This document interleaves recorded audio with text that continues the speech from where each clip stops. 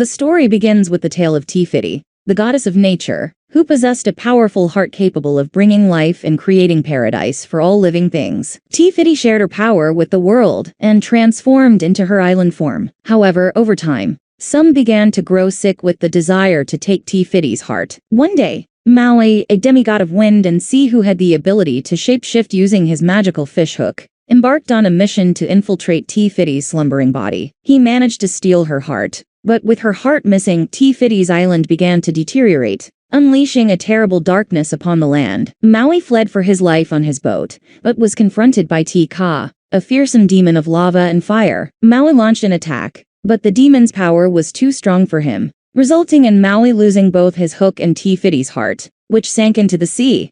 Tala concluded her tale by revealing that, even 1,000 years later, Tika and other monsters continued to search for the heart. The children were frightened by the story, but Mona, the daughter of Matunui's chief Tui, was intrigued by it. As she listened, Mona heard a mysterious sound emanating from the ocean, and she decided to follow it. Upon Mona's arrival at the source of the sound, she spotted a seashell washed up on the shore. While collecting it, she noticed a baby sea turtle under threat from a group of frigate birds. Mona used a large leaf to shield the turtle and safely guided it back into the ocean. Then, something magical happened as the ocean itself intervened. The water receded, revealing a trail of beautiful seashells. As Mona ventured farther into the ocean, a massive wave surged, and she noticed the curious gaze of the ocean itself. It began to playfully interact with her, and there, Mona spotted a shiny, glowing green stone drifting toward her. She picked it up. However, her father called out to her, and the ocean swiftly carried her back to the shore on a piece of driftwood. In the commotion, Mona accidentally dropped the stone, and her parents came to retrieve her and took her back to the village. Mona starts to grow up, learning everything about her island.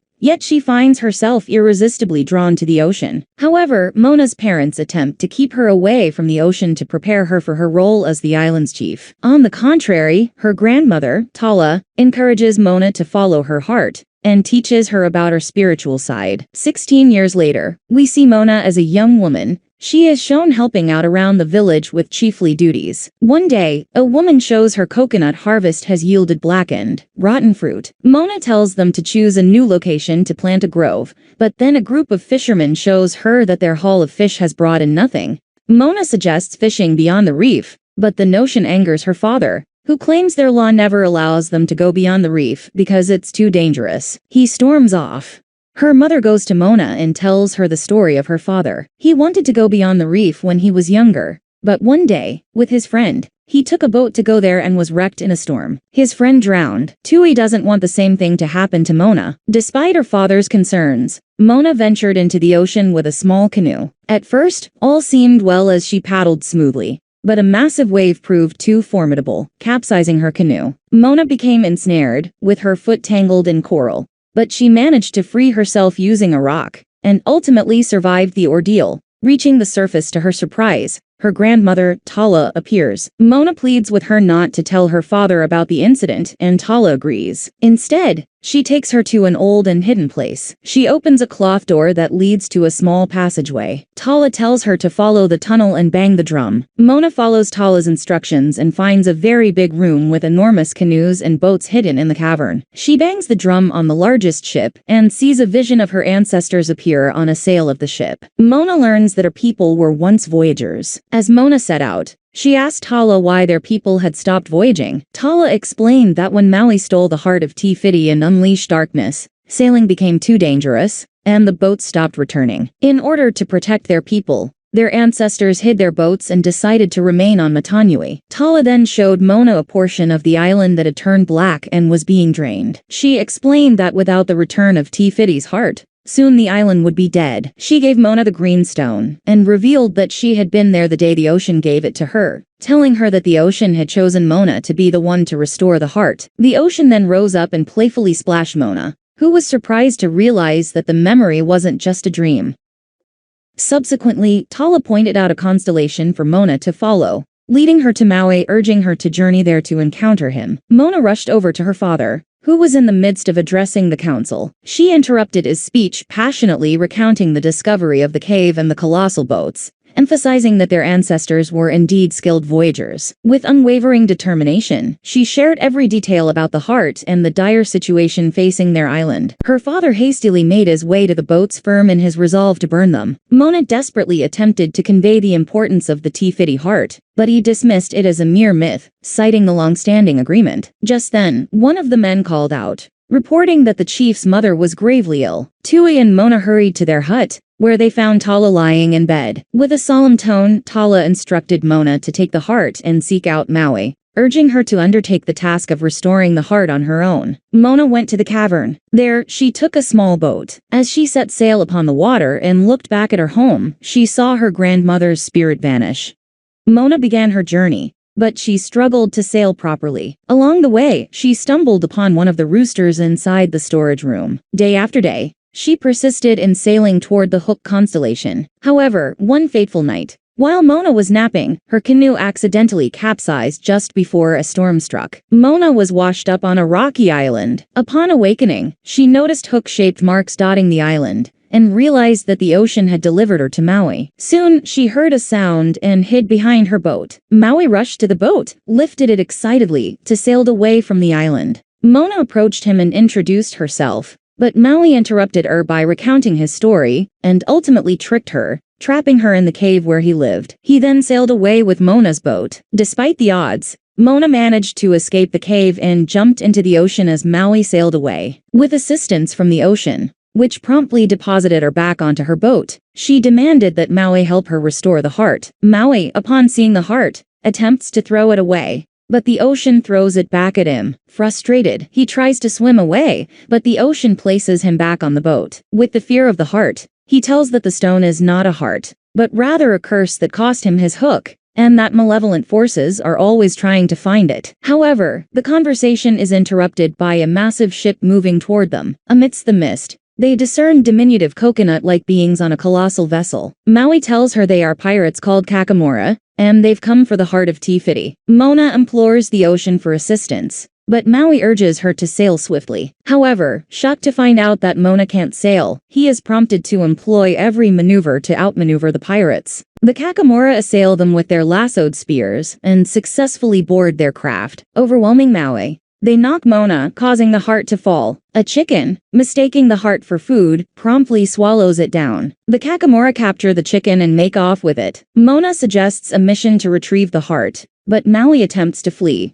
insisting that he cannot assist her. Undeterred, Moana leaps onto the Kakamora's vessel and launches a daring assault on the coconut creatures. Despite their attempts to halt her with poisoned spears, she skillfully evades their attacks. She manages to reclaim the chicken and swiftly ziplines back to her boat. Just as she and Maui narrowly escape, the Kakamora's vessels collide with each other. Afterward, Maui remained hesitant to return the heart. He told Moana about Te Ka, a fearsome demon, and expressed his concerns. However, Moana managed to convince him by promising that if he helped restore the heart, everyone would see him as the hero he once was. She also offered to assist him in retrieving his hook. Maui agreed and told her that Tamatoa was the one who had taken his magical fish hook, since the creature loved to collect shiny and valuable objects. They ventured into Tamatoa's lair, nestled deep within the underworld, the realm of monsters. Their journey led them to a towering, rocky spire island, after a challenging ascent up a jagged mountain. At the summit, they encountered the entrance to Lalatai. Maui skillfully opened the gate, allowing them to enter the underworld. Inside, Moana woke up a cache guarded by a monster that was about to eat her. However, another creature intervened, devouring the menacing beast. Moana quickly fled and found herself surrounded by a multitude of menacing monsters, until she eventually located the entrance to Tamatoa's lair. It was there that she found Maui. He dressed her in shiny cloth and jewelry, using her as bait to lure her into Tamatoa's lair. Tamatoa captured her as she entered. However, it didn't take long for him to realize that she was just a human. Moana diverted Tamatoa's attention by goading him into boasting about himself and keeping him engaged in conversation. While Tamatoa was about to eat her, Maui crept up from behind and managed to grab his hook. He attempted to shapeshift, but it had been so long since he'd used it that he struggled to control his powers. Tamatoa launched an attack on Maui, and he could hardly defend himself when Tamatoa was about to kill him. In quick thinking, Mona used some bioluminescent algae to craft a fake heart of Te Fiti. She used this fabricated heart to distract Tamatoa, while she and Maui made their escape from the treacherous crab's lair. They wanted the journey to Te Fiti Island to go smoothly. While on their way, Mona noticed the tattoo on Maui's back and asked him about it. Initially, Maui refused to talk about it, but after some persistence, he gave in and told Mona the truth. It was revealed that he is not a god. He was born to mortal parents who abandoned him as an infant, casting him into the sea. The gods took pity on him, granting him demigod status, and bestowing upon him his fish hook. Mona's encouragement and motivation inspired Maui, leading him to rediscover and harness his powers once again, successfully gaining control over them this time. Maui starts teaching Mona the art of wayfinding and proper sailing techniques. As she begins to master these skills, the bond between Maui and Mona steadily deepens and grows stronger. Finally, they arrive at Te Fiti's island. Mona intends to give the heart to Maui to restore it, but they are interrupted by the sound of Tika. Maui transforms into a hawk and soars towards TK to initiate an attack. However, the formidable giant monster delivers a powerful blow, knocks Maui out of the sky, and sends him crashing into the sea. However, he manages to retreat to the boat. Mona tries to sail past TK, but Maui tells her to stop and retreat, while she insists they can make it. In the midst of their argument, TK catches up with them and lunges, but Maui deflects the attack with his hook, causing a massive explosion that sends their canoe hurtling back out to sea. When Mona wakes up, she finds Maui furious and holding his broken hook. He angrily blames Mona for not listening to him, but she apologizes, promising it won't happen again. However, he warns that one more hit to his hook will destroy it, and he declares that he's done helping her. He hands the heart of Te Fiti to Mona, and breaks her heart by telling her she's useless, and not the chosen one for this task. He then transforms into a hawk and abandons Mona. Feeling sad and broken, she pleads with the ocean to choose someone else worthy of returning the heart to Te Fiti, and the ocean takes back the heart, as she watches it sink. Suddenly, the glowing manta ray approached her. In that moment,